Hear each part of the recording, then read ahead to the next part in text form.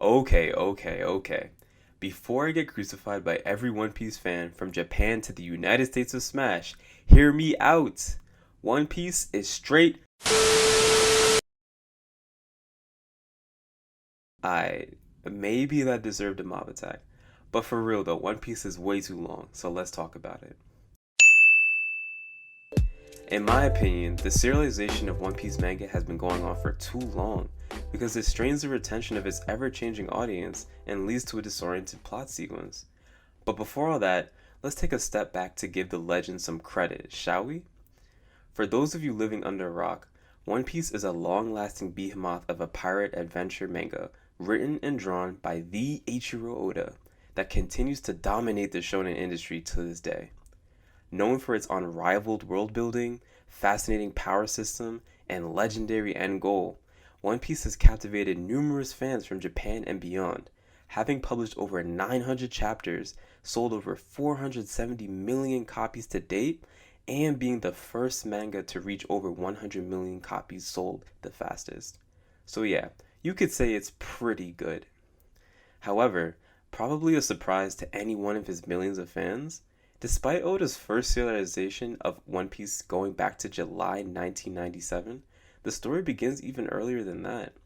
You see, as a child, Oda enjoyed reading manga, and especially took interest in Akira Toriyama's two most prominent series, Dr. Slump and Dragon Ball.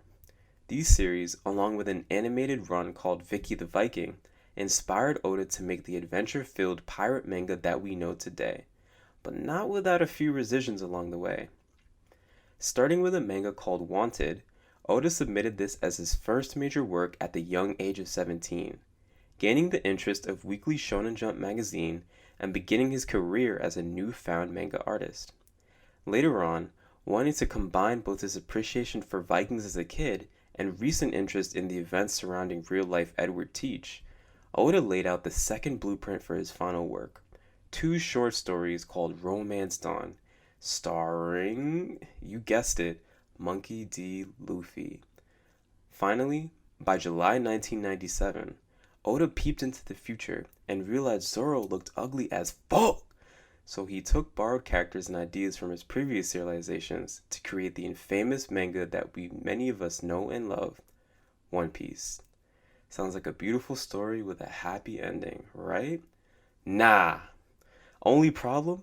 Oda himself stated at the onset of One Piece's serialization that he already had a plan for the series' plot and ending, and that the manga was only meant to last for 5 years. Yet, as many of us know, over 20 years later, the story of Luffy remains unfinished. Let me explain exactly why this is a problem. For starters, is the audience. With a manga continuation as long as this, there's bound to be dynamic shifts in the audience as time progresses.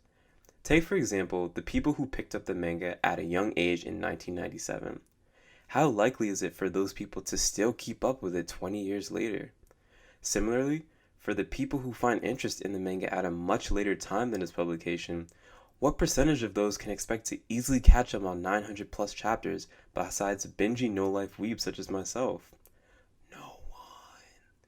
As One Piece continues to drag on with a fascinating yet elongated story, it inevitably becomes harder for Oda to maintain a consistent audience, leading to a mismatched spectator group left to appreciate his undoubtedly epic ending. Probably most concerning about One Piece's length, though, is the disoriented plot sequence. As the manga has held on for over past 2 decades, it's hard to say the same for everyone's memory.